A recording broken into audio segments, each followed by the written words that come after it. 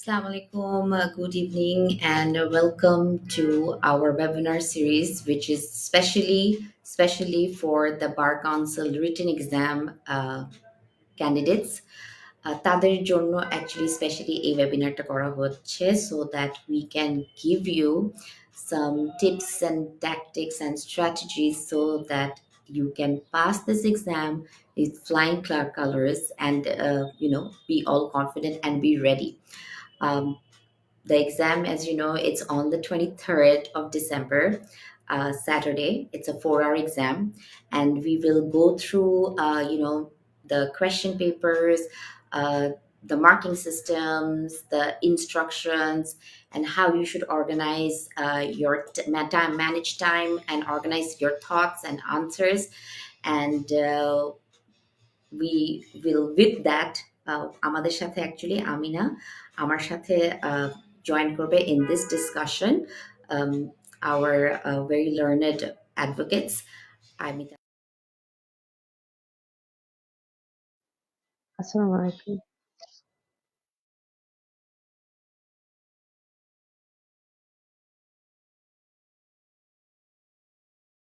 MCQ এবং written কিন্তু on the first go we passed because we follows these tips and tricks. It's not always যে পরীক্ষার right answer জানলাম জানাটা না, এইসব জিনিস যেগুলা অনেকে ইগনোর করে যায় ওগুলাই কিন্তু পাস আর ফেল মার্কের মধ্যে অনেকটুকু ডিফারেন্স মেক করে। যেরকম আমাদের লাস্ট ওয়েবিনারে কিন্তু অনেক আমাদেরকে ভিউয়ার্সরা কমেন্ট করেছে, বলেছে যে এই যে নেগেটিভ মার্কিং এর ব্যাপারটা, এটা যদি আহ, এটা যদি না বলতাম হয়তো যে সবাই তোরা যে আমি 100টা আনসার করবো, but if your not confident answer যদি করি তারপর যদি মার্কসটা ভুল হয় দেন ইউ অ্যাকচুয়ালি মার্ক কেটে যাচ্ছে। So this things are very important to make sure that you pass in one go. So, without further ado, we had some technical difficulties at the beginning, but I'm glad it and I hope it fixed. It stays like this. We will start this webinar and talk about the tips and strategies that you can follow for your written exam, which is scheduled for Friday. So, first things first, the admit cards. Please collect the admit cards or download the admit cards. এখন আর collect করতে হয় না. They're available on the Bar Council website since yesterday. It will be available till the last day of the exam. However, the seating plan where your exam location is going to be, এটা এখনো announce করে নাই, but we are guessing by tomorrow. আপনাদের সবাইকে সবার sitting চার্টটাও ওয়েবসাইটে publish করা হয়ে যাবে। সো ডু মেক শিওর যে কোথায় আপনার সিটিং লোকেশন কোথায় পড়েছে, so that you reach there in time, you manage time accordingly, because the exam starts at 9:30 and it's a 4 hour exam, and no, there is no break. টানা 4 ঘন্টা and you have to write. So আজকাল তো আমরা অনেকের typing এ used হয়ে গেছি। So লিখার সময় অ্যাকচুয়ালি বোঝা যায় যে হাত অ্যাকচুয়ালি এখন ব্যথা করে, অ্যান্ড 4 ঘন্টা টানা লিখতে গেলেও ব্যথা করে। সো অ্যাগেন আমাদের টিপস হচ্ছে যে I hope you all practice, have been practicing and continue to practice. Like 4 ঘন্টা একটা মক এক্সাম আমাদের অ্যাপের মধ্যে আছে, স্যাম্পল মডেল টেস্টস, ওগুলাকে একটাকে নিয়ে set up a timer and হাতে লিখেন অ্যান্ড ডিসাইড করেন যে আমি ইংলিশে লিখছি না বাংলায় লিখছি, যেটাতে কমফোর্টেবল, যেটা আপনি অ্যাডমিশন ফর্মে লিখেছেন, টিক করেছেন যে আপনি কিভাবে পরীক্ষা লিখবেন। যদি ফর্মে একটা লিখেন এবং এখন এক্সামে একটা লিখেন, that will also be N problem. So bar council actually has become very structured, which is praiseworthy. এবং আমি এই জন্য আমাদের ডিসকাশনটা before we move on to our other panel members, আজকের তামান্না অ্যান্ড শারিয়ার, আমি কিছু বেসিক টিপস অ্যান্ড ট্রিক্স এবং ইনস্ট্রাকশন যেগুলো আছে ওগুলো আমি দিয়ে শুরু করতে চাই, and they will deep dive into other areas. যেরকম প্রথমেই কিন্তু আমি বলতে চাই যে কিছু when you get the exam answer script, it's they're very strict যে please make sure we write your name, এবং এভাবে লিখবেন যাতে আপনার নামটা পড়া যায়, ব্লক টেকার্সে লিখেন, and your candidate number, because that is the identity, যেটা আপনার অ্যাডমিট কার্ড আছে, make sure you write that number correctly. একটা নাম্বার মিস হলেও কিন্তু আপনার আনসারের সাথে মিলাতে পারবে না। এবং এবার খুবই ক্লিয়ারলি ইনস্ট্রাকশন এবার বলা আছে যে your answer candidate must start writing the answer from the second page, because কিছু ইনস্ট্রাকশনস থাকবে, ইনস্ট্রাকশনসটা সেকেন্ড পেজে শুরু গিয়ে শেষ হয় এবং ঠিক তারপর থেকে যেন আমরা আনসার লেখা শুরু করি। আমরা যদি একটা পেজ বাদ দিয়ে আনসার লেখা শুরু করি, very clearly it was written that that answer sheet may very well become invalid, হয়তো চেকই করবে না।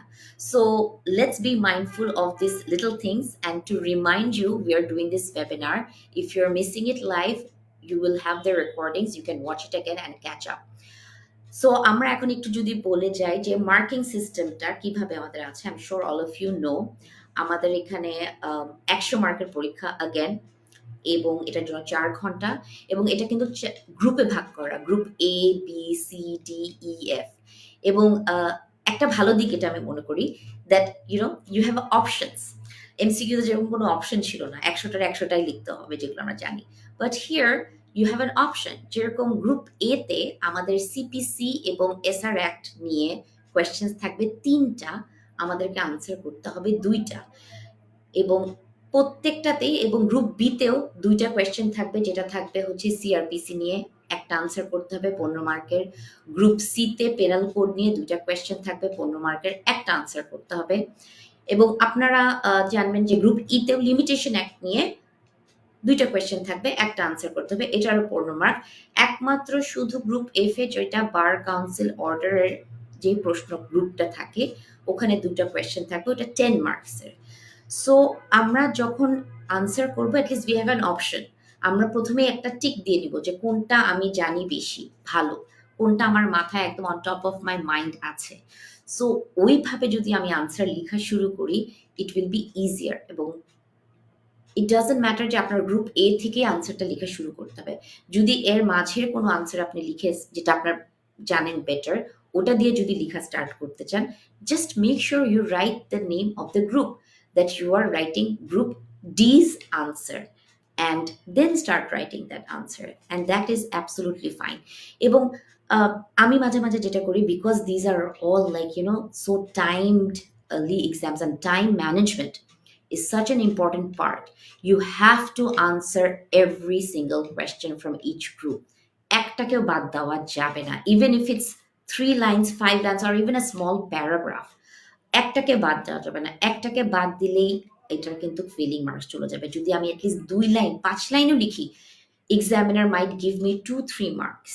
সো লেটস মেক শিওর যে আমরা যেন টাইমটাকে ম্যানেজ করতে পারি, এবং আমরা একদম শুরুতেই অ্যাটলিস্ট 10 মিনিটস আমরা আমরা একটু 10 মিনিটস দেই in reading all the questions of all the groups, এবং পেন্সিলে সাইড করে সাইডে একটা টিক দেই, বিকজ যেহেতু আমাদের অপশনস আছে যে আমরা পিক করতে পারি, আমি কোনটা লিখবো সেটা যখন ওই যে প্রথমে যখন পড়ছি সময় নিয়ে, তখনই যেন টিক করি, এবং ওইটার পিছে কত সময় লাগতে পারে ওইটাও যেন আমি সাইডে লিখে দিই, যে এটার পিছে আমি 40 মিনিটের বেশি দিব না, এবং এটার পিছে আমি 20 মিনিটের বেশি দিব না। এবং প্রত্যেকটা কোয়েশ্চেনই কিন্তু, ইভেন 15 মার্কের হোক আর 10 মার্কের হোক, আজকাল দেখা যায় যে একটা কিন্তু এসে টাইপের কোয়েশ্চেন থাকে না, এটাকে এখন এ বি সি ডি তে পার্টলি নিয়ে আসে। সো আমার কিন্তু এরকমও হয় যে আমি পার্ট এ বি করেছি, সিটা miss, so that means your answer is incomplete. So please make sure যে আমরা যেন এভরি কোয়েশ্চেনের প্রত্যেকটা পার্টি আনসার করি, এবং যেটা যেটা আনসার হয়ে যাবে একটা টিক দিয়ে দেবেন, so that you know that you're done with it, you don't have to look back. এরপরে আমি যদি এখন একটু বলি যে আমাদের কিন্তু এক্সামিনেশনের প্যাটার্নটা, কোয়েশ্চেনের প্যাটার্নটা চেঞ্জ হয়েছে ইন দ্য লাস্ট 3 ইয়ার্স। 3 বছর আগে যেভাবে কোয়েশ্চেন্সগুলো আসতো, এখন একটু ডিফারেন্টভাবে আসে। যেরকম আমাদের কয়েকটা জিনিস খুবই লক্ষ্য রাখতে হবে, যে আমরা যদি ড্রাফটিংয়ের কোনো কোয়েশ্চেন থাকে, আমি অ্যাকচুয়ালি বলছিলাম যে লাস্ট টাইম নাকি ড্রাফটিং আসে নাই, তার আগের বারও আসে নাই, but I have a feeling যে যেই কোনো যেই টপিক, যেই সাবজেক্ট লাস্ট 2 বছর আসে নাই, there is a high chance যে এইটা এবার আসবে। সো আগে যেটা হতো যে 50টা কোয়েশ্চেন, ইউজুয়ালি যেটা করতো যে 50টা কোয়েশ্চেন আমরা একদম মাথার মধ্যে সেট করে ফেলতাম ফ্রম দিস 7 গ্রুপস, 7 লস। এবং এটা থেকে আসতো। কিন্তু এখন it does not work like that. So now the examiners actually want to test how the ability and your analytical skills. Did you understand how I linked Evidence Act with the criminal procedure? So এখন দুই তিনটা আইনকে mix করে question করে ফেলতে পারে। So you need to actually study the law very very carefully, because আগের question সব পড়েছি। এখন এটাই this will help me, it might not work like that anymore. যেখানে তো আমি বললাম যে কোয়েশ্চেনিং প্যাটার্নস এবং the styling has changed to a huge extent আমি বলবো। এবং আমাদের এখন যেরকম যেটা বলছি যে টাইম ম্যানেজমেন্টটা আমাদের দেখা উচিত, সো দ্যাট আমরা যেন আমাদের এইম থাকে আমরা অ্যাটলিস্ট 70% যেন আনসার করি। Because in anyways this is a written exam. 100 পাওয়া অর 100 পাওয়াটার আশা চাওয়াটা আসলে মানে আনরিয়েলিস্টিক, বিকজ কেউ দিবেও না, no matter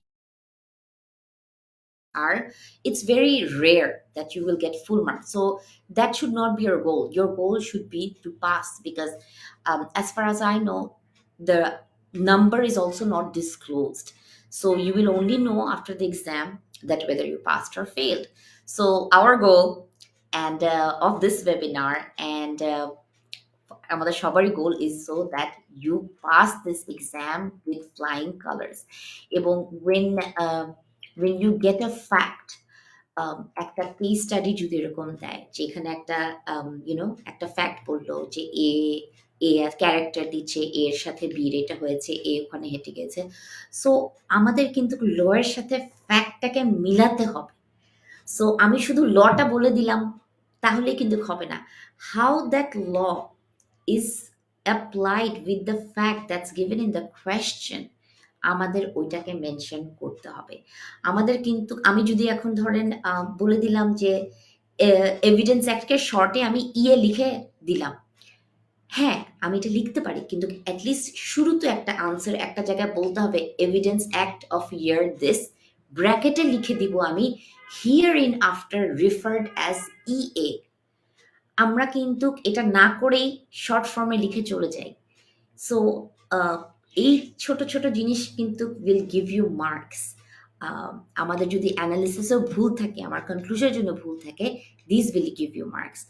again sometimes there is a drafting, whether you're drafting a plaint, whether you're drafting a written statement or a memo of appeal, drafting যখন আমরা করি, we should be mindful about the formatting, the line spacing. যদি মনে করেন যে actually answer শিটে তো এরকম লাইন স্পেসিং দেওয়াটা পসিবল হচ্ছে না, দেন অ্যাটলিস্ট সাইডে এরকম ব্র্যাকেট দিয়ে লিখে দেন যে এখান থেকে উপর থেকে এতটুকু গ্যাপ থাকবে এই পেজে, সেকেন্ড পেজে এটাতে থাকবে, প্রেয়ারে অ্যাটলিস্ট প্রেয়ারটা যখন আমি লিখবো এখানে এরকম গ্যাপ থাকবে।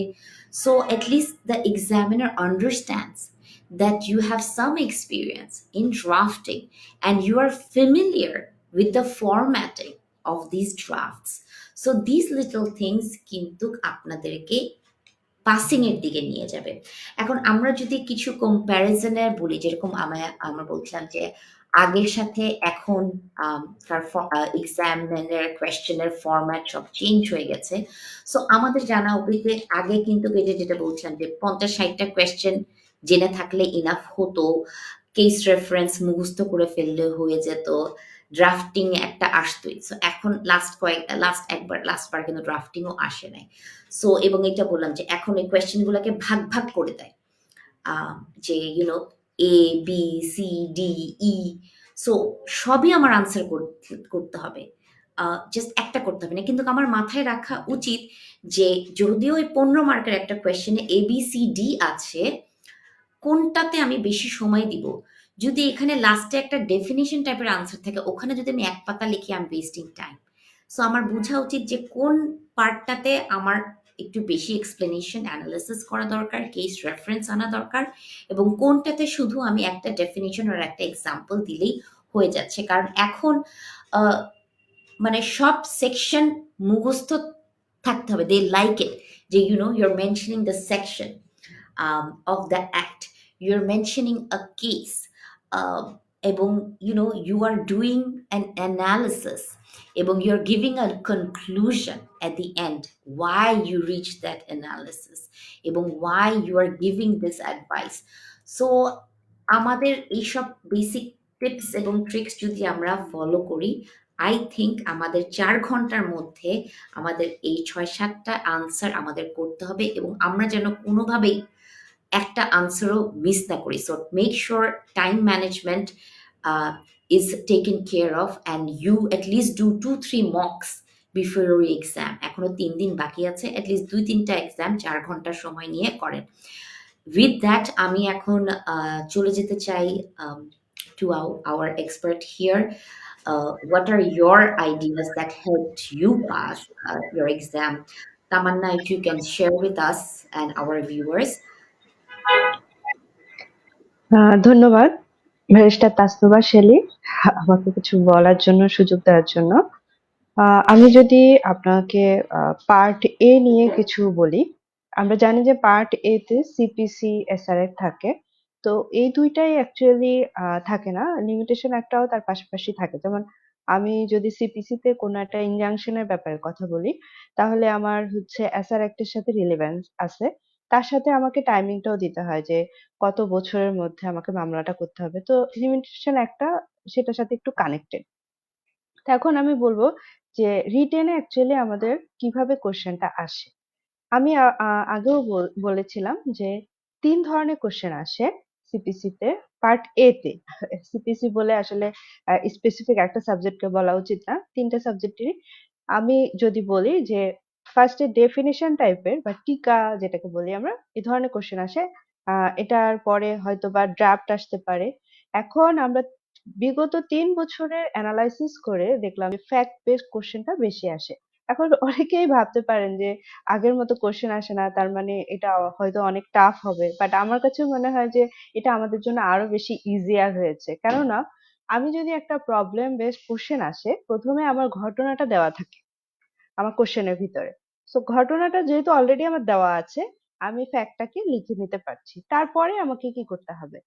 আমাকে যেটা করতে হবে, বিচার্য বিষয়টাকে আনতে হবে। এখন বিচার্য বিষয়টা কোথায় থাকে? বিচার্য বিষয়টা প্রশ্নের ভিতরেই থাকে। কোন অংশটুকু? যে ধরুন একটা কোশ্চেন আসলো যে উনি এই মামলায় নিষেধাজ্ঞা পেতে পারেন কিনা। হ্যাঁ? তো এটাই অ্যাকচুয়ালি হচ্ছে বিচার্য বিষয়। তার মানে কি আমার কোশ্চেনের ভিতর থেকে আমি ২ টা অংশ কালেক্ট করতে পারছি। একটা হচ্ছে ঘটনা, ফ্যাক্ট, আরেকটা হচ্ছে বিচার্য বিষয় বা ফ্যাক্ট এন্ড ইস্যু। এরপরে হচ্ছে আমি আলোচনা করব। এখন সিপিসি তে কিছু রিলেভেন্সি থাকে, যেমন সেকশনের সাথে অর্ডারের রিলেভেন্সি থাকে। তারপরে এসআর অ্যাক্টের সাথে কিছুটা যোগসূত্র থাকে বা লিমিটেশন অ্যাক্টের সাথে যোগসূত্র থাকে। তো সেই ক্ষেত্রে আমরা যেটা করি যে আমরা কিছুটা মিলিয়ে ফেলি। হ্যাঁ? তো আমার কাছে মনে হয় যে যদি স্পেসিফিক ভাবে কোনো কিছুর কথা বলা থাকে, আমার যদি একটা রিলেভেন্সি মনে নাও থাকে, আমি যেন আদার পার্টটা ওখানে বসিয়ে দেই। কারণ হচ্ছে এই আদার পার্টটা বসানোর কারণে আমার ফুল মার্কসটা, মানে আমাকে অ্যাকচুয়ালি দেখবে যে আমার এটা সম্পর্কে আইডিয়া আছে কিনা। এটাই হচ্ছে তাদের জাজ করার বিষয়। সো ওই আইডিয়াটা যদি আমি কিছুটা হলেও ওখানে দিতে পারি, তাহলে আমি ওইটুকু দিয়ে আমি আমার প্রশ্নের ভিতরে যেভাবে লেখা আছে যে ঘটনাটা কিভাবে আছে, সেটাকে সুন্দর করে সাজিয়ে এটার সাথে একটা সামঞ্জস্য করে আমি যদি অ্যান্সার দিই, তাহলে আমি আইনগত পর্যালোচনাটাও এই অংশটুকু আমি শেষ করে ফেলতে পারলাম। এবার হচ্ছে আইনগত সিদ্ধান্ত। হ্যাঁ? জুডিশিয়াল ডিসিশন বলি বা ওপিনিয়ন বলি, যেটাই বলি। সো এটা আসলে হতে পারে কি পারে না, হ্যাঁ অথবা না। ঠিক আছে? সো আমার কাছে মনে হয় এটা আরো বেশি সহজ। যখন আমি অলরেডি আলোচনা করে ফেলেছি, তখন আমার ওই সিদ্ধান্ত নিতে তেমন একটা সমস্যা হওয়ার কথা নয়। সো আমি হ্যাঁ অথবা না এর মাধ্যমে ফ্যাক্টটাকে সুন্দর করে সাজিয়ে একটা কনক্লুশন দাঁড় করতে পারি। এখন এই কনক্লুশনটা কিন্তু অ্যাকচুয়ালি অনেক ইম্পর্টেন্ট। কারণ আমি যদি কনক্লুশন না লিখি, তাহলে হচ্ছে আমার আসলে আমি এতক্ষণ ধরে যা লিখলাম তার আসলে কোনো মিনিং থাকবে না। সো আমার পার্ট বাই পার্ট আমার কিন্তু কোশ্চেনের ভিতরেই আনসার আছে। তো আমার কাছে মনে হয় যে এখন যদি আপনি অ্যানালাইসিস করেন যে আগের কোশ্চেন গুলো কেমন ছিল, আগের কোশ্চেনে আপনাকে অনেক মুখস্থ করতে হতো, অনেক কিছু আপনাকে লিখতে হতো, দেখা গেছে যে কেস রেফারেন্স, আপনার হচ্ছে ডিএলআর এর কত নাম্বার পেজে আছে, এগুলার চাইতে এখন আপনার কাছে এটা ইজি হচ্ছে। হ্যাঁ, এখন আমরা যখন আইনগত সিদ্ধান্ত দেই, তখন সাধারণত আমরা ভালো করার জন্য কিছু কেস রেফারেন্স তুলে দেই, যেটাকে আমরা প্রিসিডেন্ট বলে থাকি। সো ওই প্রিসিডেন্টটা যদি আমরা তুলে দেই তাহলে মার্কসটা সুন্দর আসে। বাট এটা নিয়ে ঘাবড়াবার কিছু নাই যে আমার এই মুহূর্তে মনে পড়তেছে না, বাট আমি এটা ফেলে আসছি, তার মানে আমি মার্কস পাবো না। এরকম নয়। আমি অবশ্যই মার্কস পাবো। তার সাথে আমার সুন্দর করার জন্য আমি যদি কিছু রেফারেন্স ইউজ করি তাহলে সেটা ভালো। এখন আমি আসবো হচ্ছে এসআর অ্যাক্টের ক্ষেত্রে বা আপনার সিপিসির ক্ষেত্রে কিছু ড্রাফটিং আসে। যদিও আমার বিগত ৩ বছরে এখন পর্যন্ত ড্রাফট ওইভাবে আসতেছে না। ফ্যাক্ট বেসড কোয়েশ্চেনই বেশি আসতেছে। তারপরেও আমি যদি টেমপ্লেটটা সম্পর্কে জেনে থাকি যে আমার এটা কিভাবে লিখতে হবে, তাহলেই কিন্তু যথেষ্ট আমার কাছে মনে হয়। কারণ আপনার ওই ঘটনা ওই প্রশ্নের ভিতরেই থাকবে। ওইটা অনুযায়ী আপনাকে ড্রাফট করতে হবে। তার মানে কি? আপনার প্রশ্নের ভিতরে অনেকখানি অ্যান্সার দেওয়া আছে। সো আপনি টেমপ্লেটটা যদি মনে রাখেন, বাদী-বিবাদীর নাম, তায়েদাদ মূল্য, এই ধরনের কোনো কিছু যদি আপনি মনে রাখতে পারেন টেমপ্লেটটা সঠিকভাবে, তাহলে আপনার মার্ক আসবে। সো আমার কাছে এই ২ টা অপশন ইজি মনে হয়। আর ডেফিনিশন এর ক্ষেত্রে বা টিকাতে অনেক মার্কস থাকে। বাট আমরা যদি মানে কোনো কারণবশত ভুলে যাই যে আমার সেকশনটা মনে নাই, আমি এখন মনে করতে পারছি না। বাট আমি বলব যে আপনার স্পেসিফিক কিছু জায়গা থেকে এগুলা বেশি আসে। বিশেষ করে বিগত বছরের প্রশ্ন যদি আপনি এনালাইসিস করেন, দেখবেন যে একই জিনিস বারবার আসে। এছাড়া আসারও তো অ্যাকচুয়ালি কোনো মানে স্কোপ নাই। কারণ হচ্ছে এসআর একটাও ছোট, আর সিপিসি হচ্ছে অধিকাংশ কোশ্চেনই আসে হচ্ছে আপনার এনালাইটিক্যাল, যেমন নিষেধাজ্ঞা থেকে কোশ্চেন আসে, তারপরে আসে হচ্ছে আপনার রায়ের আগে হচ্ছে ক্রোক করা যাবে কিনা, তারপরে হচ্ছে প্লেইন কেমন হবে, রিটেন স্টেটমেন্ট কেমন হবে। সো আপনি যদি একটু মেমোরাইজ করে রাখেন, অলরেডি আপনার মেমোরাইজ হওয়ার কথা, কারণ আপনি এমসিকিউ পরীক্ষা দিয়ে পাশ করে ফেলছেন, এখন রিটেন পরীক্ষা দিচ্ছেন, তার মানে আপনার এটা মাথায় আছে। সো আপনি মানে ঘাবড়াবার কোনো কারণ নাই যে আগের বছরের কোশ্চেন থেকে এই বছরের কোশ্চেন গুলো অনেক ডিফারেন্ট হচ্ছে, তার মানে আমার জন্য এটা অনেক টাফ হচ্ছে। আমি মনে করি এখন আরো বেশি সহজ হচ্ছে। সো ঘাবড়াবেন না, ইনশাআল্লাহ আপনাদের প্রশ্ন অ্যান্সার লিখে আপনি একটা সুন্দর পরীক্ষা দিয়ে বের হয়ে আসতে পারবেন। তবে অবশ্যই আপনাকে মাথা ঠান্ডা রাখতে হবে। That's it. আমার কাছে তাই মনে হয়। অ্যাকচুয়ালি তোমার এই কয়েকটা অ্যাডভাইস নিয়ে আমি আর একটু অ্যাড করব যে ৩ বছর ড্রাফট আসে নাই। আমি I think I was saying that I am gonna bet that এই বছর আসবে। বিকজ বছর আসে নাই, এই বছর আসবে। সো আমার অ্যাকচুয়ালি হচ্ছে কয়েকজনের সাথে যে এটা কি আসবে কি হ্যাঁ, আসবে। অ্যান্ড ইউ আর ভেরি না আই রাইট যে হোপ সো আসবে, এবং এটা সেকশন ঘাবড়াবার কিছু নাই। হ্যাঁ, আমার আসলে এই যে মেমোরাইজেশন জিনিসটাই আমি পারি না, পারতামও না। তো আমার কিছু ট্রিক্স আমাকে ইভেন বিদেশে যখন গেছি ওরা আমাদেরকে এরকম এক্সামের সময় বলতো যে তোমার যদি সেকশনটা মনে না রাখে এই টাইপের একটা লিখো, ভুল না লিখে। মানে ভুল না লিখে you can write one of the provisions of the evidence act says that। হ্যাঁ, সো ইনস্টেড অফ কমপ্লিটলি মানে মনে নাই আমি এখন একটা বানাই লিখে দিলাম, ওইটা না করে আমাকে আমার প্রফেসর বলছে যে তুমি তখন লিখে দাও। So you are actually right. And যে চেক করছে সে জানবে যে তুমি জানো এই সেকশনটা এই আইনেই আছে, জাস্ট তোমার ওই নাম্বারটা মনে নাই, which is very possible. So instead of writing ভুল, just write one of them. So even case যে বলছো যে কেসের রেফারেন্স দিতে হবে, অনেক সময় আমার কেসের ঘটনাটা মনে আছে কিন্তু পার্টিসদের নামটা মনে নাই, কোন ইয়ারের ছিল মনে নাই। তো আমাকে তখন আমার ইউনিভার্সিটি প্রফেসররা বলতো, আমাকে অ্যাডভাইস দিয়েছে যে যদি এরকম সিচুয়েশন হয় তুমি এভাবে ঘটনাটা বলে দাও, ঘটনাটা কেসে হয়েছিল, কেসের জাজমেন্টটা বলো। You know, in a previous case it was decided that, মানে নামটা বলতে পারছি না কিন্তু তুমি কেসের জাজমেন্টটা ডিসিশনটা নিয়ে তুমি ওটাকে রেফারেন্স হিসাবে আনছো। তো instead like I said again, ভুল না বলে তুমি এমন ভাবে বলো যাতে এক্সামিনার বুঝতে পারে যে না ও আসলে জানে, জাজমেন্টটা জানে, জাজমেন্টের যে অ্যাকচুয়ালি রুলিং সেটা জানে, কিন্তু নামটা হয়তো ও মেনশন করতে পারে। তো this things also matter, but আমরা কোনোভাবেই যেন ভুল কিছু না লিখি। আমরা না জানলে ওটাকে খালি রেখে যাই যে আমার পরে মনে পড়লে আমি লিখবো, ফেরত আসবো। বাট ভুল যেন না লিখি। থ্যাংক ইউ তামান্না। এখন আমরা will move on welcome. to again to give us your experience, what helped you pass, because we all know it's not easy. The passing rates are very, very low, and you also have succeeded and passed in the first go. So tell us যে আমরা কিভাবে আমাদের অডিয়েন্সরা যাদের পরীক্ষা ৩ দিন পরে কিভাবে যারা অ্যাপ ইউজ করছে, শিখছে, পড়ছে এই লাস্ট ফিউ ডেজে কিভাবে তারা তাদেরকে প্রিপেয়ার করতে পারে in a better way. Career. Assalamu alaikum, and thank you so much, Barrister Tasnova Sheli ma'am and Advocate Tamana Nasreen,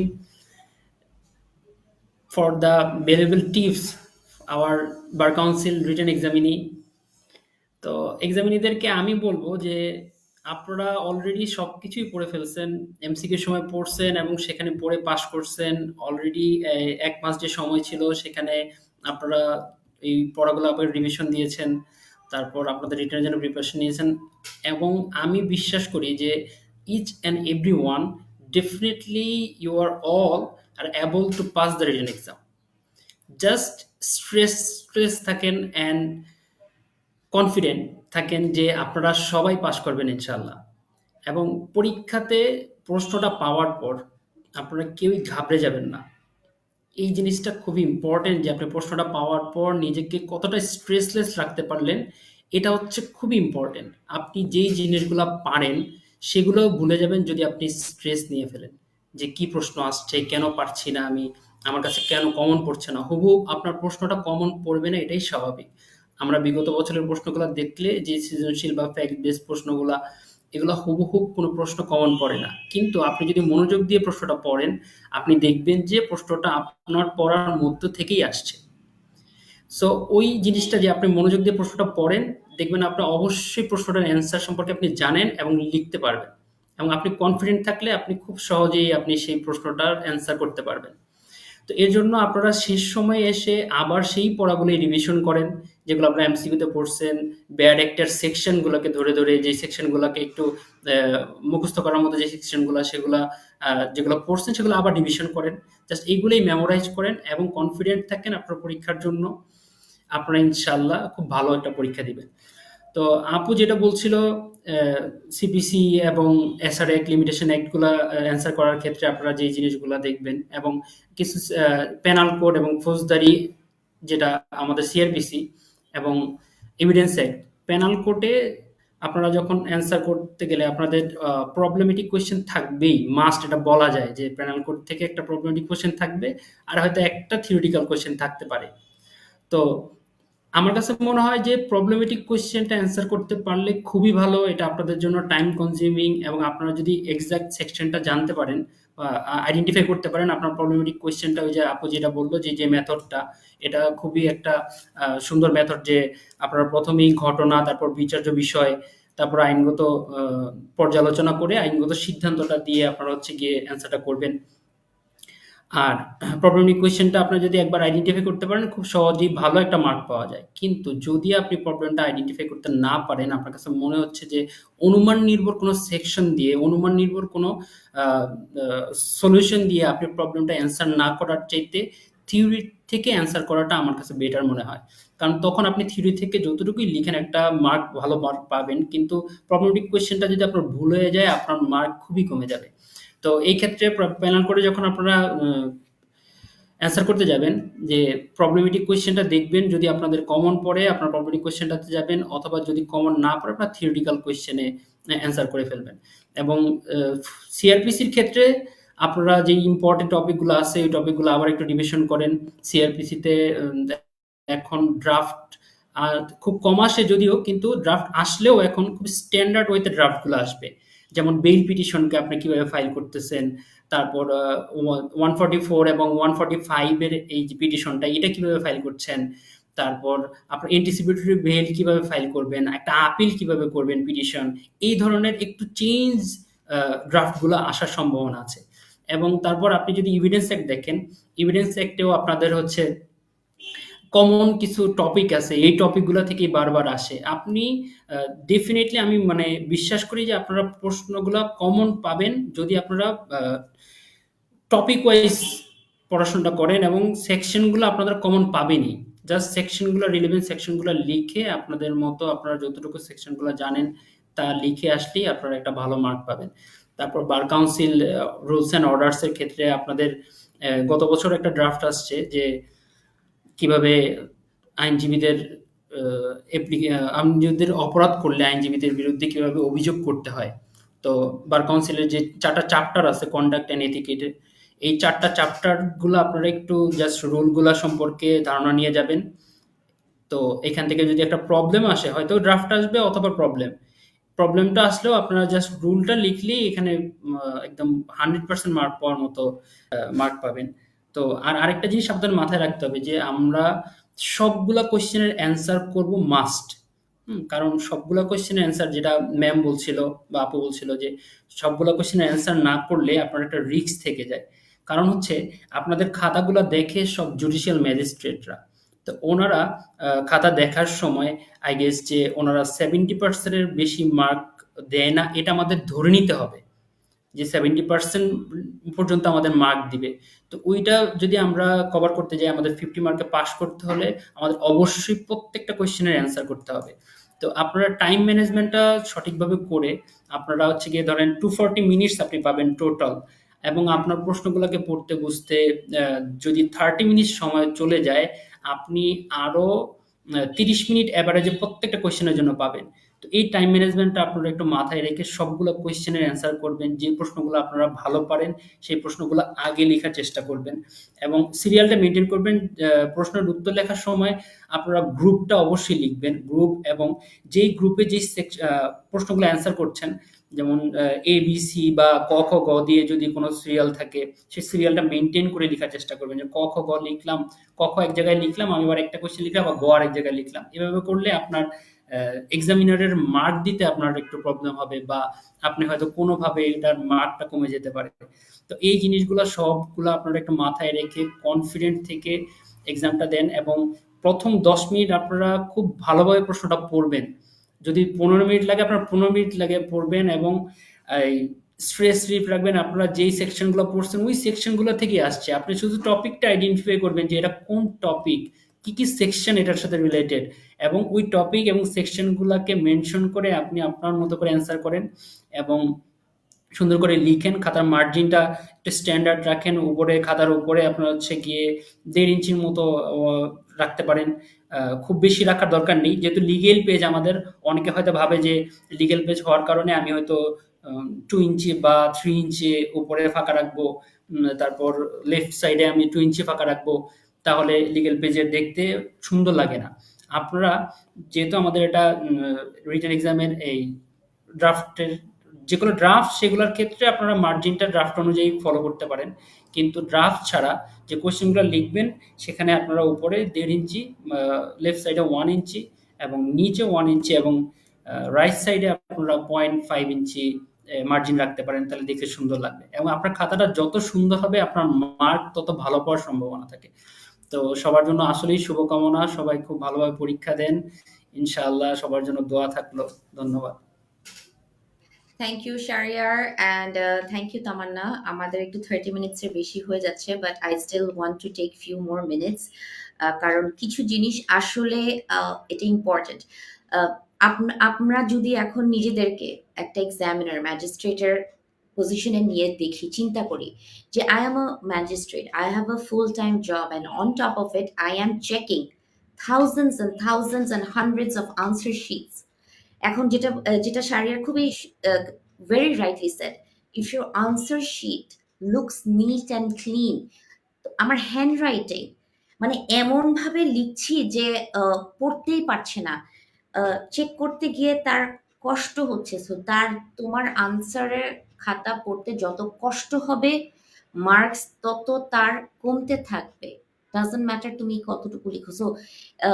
so আমাদের এমন ভাবে আমাদের আনসারটা গুছাতে হবে, দরকার হলে এক লাইন বাদ দিয়ে এমন ভাবে লিখবো যাতে আমার কপিটা যখন কি যে চেক করবে তার কাছে যেন পুরো জিনিসটা ক্লিন অ্যান্ড ক্লিয়ার থাকে, এবং তার পড়তে সুবিধা হয়, মার্কিং করতে সুবিধা হয়। যখনই আমি যেটা বললাম, একটা কোয়েশ্চেনের মধ্যে পার্ট এ বি থাকে, সি থাকে, আমি একটা লাইন গ্যাপ দিয়ে দিয়ে নিয়ে আসি। লিখি যাতে এক্সামিনাররা বুঝতে পারে আচ্ছা এটা এ শেষ, এখনো বি তে চলে আসছে। আচ্ছা গ্রুপ এ শেষ, উপরে এখনো লিখেছে গ্রুপ বি, তার মানে এখনো গ্রুপ বির আনসারটা করছে। সো যত আমরা তাদের লাইফটা ইজি করব, আমাদের কিন্তু মার্কিং পাওয়াটাও আমাদের জন্য ইজিয়ার হয়ে যাবে। সো এবং লাস্ট কয়েকটা বেসিক জিনিস যেটা আমি লাস্ট টাইমে বলেছি, এবারও বলছি যে প্লিজ মেক শিওর আমরা আমাদের ল্যাঙ্গুয়েজ ইংলিশে লিখবো না বাংলায় লিখবো, এটা আগে থেকে আমরা যেটা সেট করেছি ওটা মনে রাখি, ওটাতেই যেন লিখি। এবং যখন আমাদের সিট প্ল্যানটা চলে আসবে, আমরা আমাদের লোকেশনটা জেনে উই অ্যারাইভ অন টাইম। যারা আমরা ঢাকার বাইরে থেকে এসে পরীক্ষা দিচ্ছি প্লিজ একদিন আগে চলে আসেন। এবং আমরা এই যে বেসিক জিনিস যেগুলো হচ্ছে যে টাইমলি আমরা পৌঁছাই, বিকজ এগেন এই যে টাইমলি পৌঁছাতে পারলাম না, দেরি হয়ে যাচ্ছে, আইডির সাথে নাই, অ্যাডমিট কার্ড নাই, এই যে এগুলো স্ট্রেস কাজ করে। সো আমাদের আসলে we need to be calm and confident on the day of the exam. সব যা সব মাথা ছিল, অনেকের কাছ থেকে হয়তো শুনছেন যে আরে এটা জানতাম, পরীক্ষার হল থেকে বার হওয়ার পরে মনে পড়ছে এই সেকশনটা, but I knew it. So এগুলো কিন্তু এই যে স্ট্রেস এবং নার্ভাসনেস এর জন্য হয়। সো এটা হওয়া যাবে না। আমি লাস্ট টাইমও বলেছি কিছু brain foods supplements that helps our memory. আমি আসলে I am very bad at memorising. So আমি অনেক সময় অনেক কিছু মেমোরাইজ করার জন্য আমার পার্সোনাল কিছু জিনিসের সাথে লিঙ্ক আপ করে দিই। তো আমার কোনো সেকশন মনে রাখতে হলে আমি কোনো মানুষ কিংবা অবজেক্টের সাথে লিঙ্ক করি। So if that works for you, আপনারা ওভাবে মনে রাখতে পারেন যে কিভাবে আমার মেমরিটা হেল্প করতে পারে। আমি বলেছিলাম যে কিছু nuts, brain foods, it helps your memory. Have some nuts, you know, and যেহেতু এটা 4 ঘন্টার পরীক্ষা, 9:30 শুরু হবে, please have a good breakfast. If you are a person যে সকালবেলা আমি এত বেশি হেভি ব্রেকফাস্ট খেতে পারি না, then at least have some fruits, be hydrated. Because 4 ঘন্টা কিন্তু ইজ আ লং টাইম। যে যদি আমি সকালে নাস্তা না খেয়ে কোনো কিছু না খেয়ে সকালে পৌঁছায় যাই এক্সাম দিতে 4 ঘন্টার জন্য, um, আমার I think at some point my brain might stop working because my body needs that energy and needs that hydration, and it needs to work. I need my mind to work perfectly. I need my memory to be sharp. So আমাদের কিছু মানে maybe let's make sure আমরা time মতন পৌঁছে আমরা খাওয়া দাওয়া ঠিক মতন খাই, এবং আগের দিন রাতে we get at least 8 hours of sleep.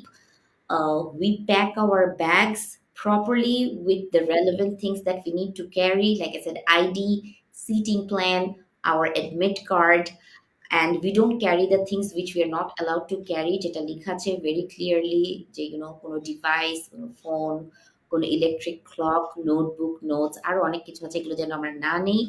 এবং আম, আমরা যেন অ্যাকচুয়ালি সকালবেলা উঠে তার আগের দিন রাতেই আমরা একটা কি কাপড় পরে আমরা পরীক্ষা দিব, এটাও যেন আমি ঠিক করে রাখি। And if we actually যেটা বললাম যে আগের দিন রাতে যদি if I sleep early, wake up early, I do my fajr prayers, I have a good breakfast, then I go to my যেখানে আমার হল, পরীক্ষার হলে I arrive on time, and you know that আমি সব করেছি, I'm prepared, just be confident. So সকালবেলা উঠে আমি কাপড় ইস্ত্রি করছি, আমি কিভাবে কত দূর আমি সকালে গুগল ম্যাপে বার করছি যে ও আচ্ছা এখানে যেতে কতক্ষণ লাগবে, আল্লাহ এখানে তো রাস্তা ভঙ্গ, এই রাস্তা কাটা, এটা তো আগে জানতাম না। So on anything can happen which are not in our control. So things that are in our control, let's be in control of those. Like যে আমি তার আগের দিন রাতে I'll make sure আমি আমি আমার কাপড়, আমার ব্যাগ, আমার জুতা, আমার the necessary things that I need to carry, my transportation, what I'm going to have for breakfast in the morning, এগুলো সব যেন আমি তার আগের দিন রাতে প্ল্যান করে রাখি। অনেকে অনেকে একা থাকে, ফ্যামিলি থাকে, যাদেরকে থাকে তাদের হেল্প নেন। কিন্তু এই জিনিসগুলা কিন্তু মানুষকে unnecessary স্ট্রেস দেয়। So let's not think about stress. Let's think positively, and let's think confidently that আমরা যদি প্রত্যেকটা answer, because you have choices. Choices গুলা যদি আমরা প্রথমে টিক করে ফেলি, and we can maintain time, 4 hours এর মধ্যে আমরা যদি সবগুলো আনসার করতে পারি, there is no reason for you not to pass. So with that, I want to thank Tamannaah and Shahriar. তোমাদের আর লাস্ট আর যদি কিছু বলার থাকে বলো, and after that we will end this session and wish everyone good luck। কারো যদি কোনো questions, কোনো comments, কোনো suggestions থাকে, please do write to us, email us on our Facebook page, or comment on this video. It will be there. I hope it's helpful. The whole goal is basically to help these students to pass, and that is why we're doing these webinar series. So, Tamanna, I'm coming to you. হ্যাঁ, আসলে সবার জন্য শুভকামনা রইলো। আর অবশ্যই হচ্ছে ঘুমাতে হবে ঠিক করে, মাথা ঠান্ডা রাখার জন্য।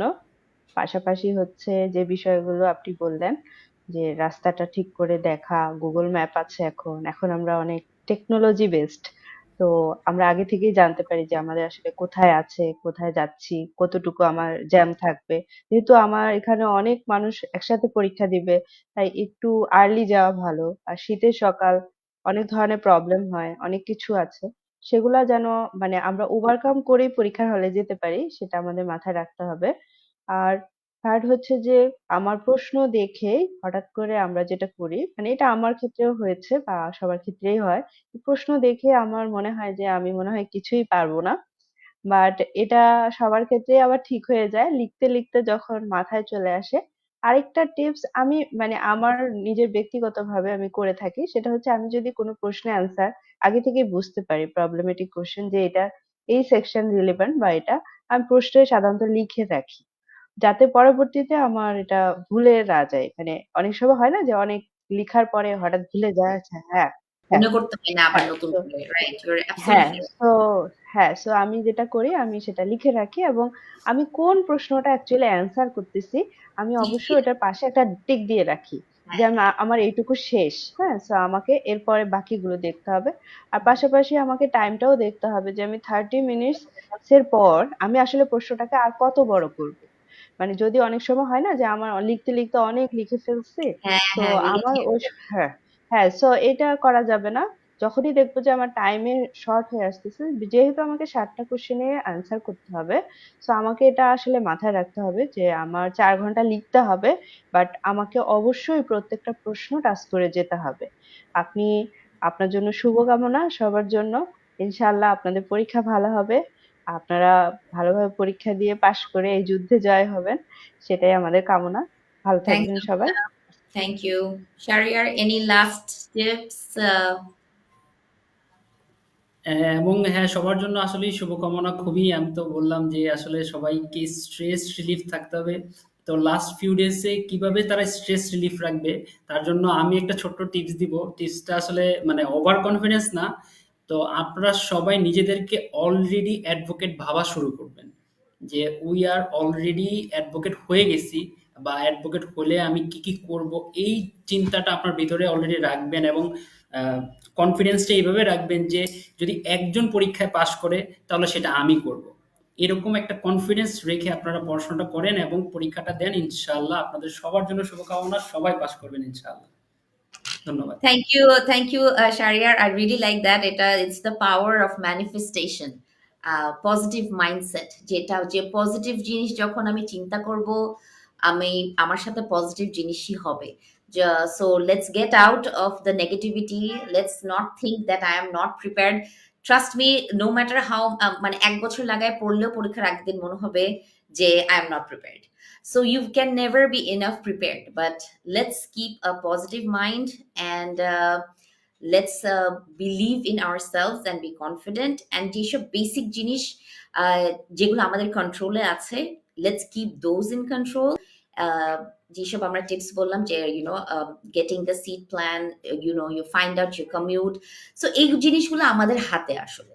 সো এই জিনিসগুলাকে নিয়ে মানে there's no need to mess around with these, এগুলা we can manage these, we can handle them. So বাকি যে কি কোয়েশ্চেন আসবে, কেমন আসবে, ওটার উপরে তো আমাদের আসলে কন্ট্রোল নাই। বাট যেগুলো আমাদের কন্ট্রোল আছে আমরা সেগুলোকে কন্ট্রোল করব, এবং আমরা ইনশাল্লাহ we will pass. And good luck to everyone, and again Thank you to Tamanna and Shariar. আপনারা এখনো যারা মক টেস্টের প্র্যাকটিসটা করেন নাই 4 ঘন্টা, কারণ আমি বারবার বলছি 4 ঘন্টা এখন হাতে লিখা is not the same anymore. হাত ব্যথা হয়ে যায়। আই ট্রাইড, হাত ব্যথা হয়ে যায় আধা ঘন্টা 20 মিনিট পরে। সো প্লিজ আমাদের অ্যাপের মধ্যে mock practice model test set করা আছে। একটা টাইমার ফোনে সেট করেন 4 ঘন্টার জন্য, এবং just do at least 1 or 2 before the exams. I know বেশি টাইম নাই, বাট ইনস্টেড অফ রিডিং একটা হলেও মক দেন, একটা হলেও মক দেন। আহ, আপনার তখন অ্যাটলিস্ট হাতের লিখার জিনিসটাও, ফ্লোটা চলে আসবে, এবং আপনার হ্যান্ড রাইটিংটা কিরকম, যেটা বললাম যে যদি আপনার খাতা পড়তেই না পারে তাহলে তখন আপনাকে মার্কিং কিভাবে দিবে। So with all of that, I wish you all the best, and thank you again for joining our session, and goodbye from us. Allah Hafiz.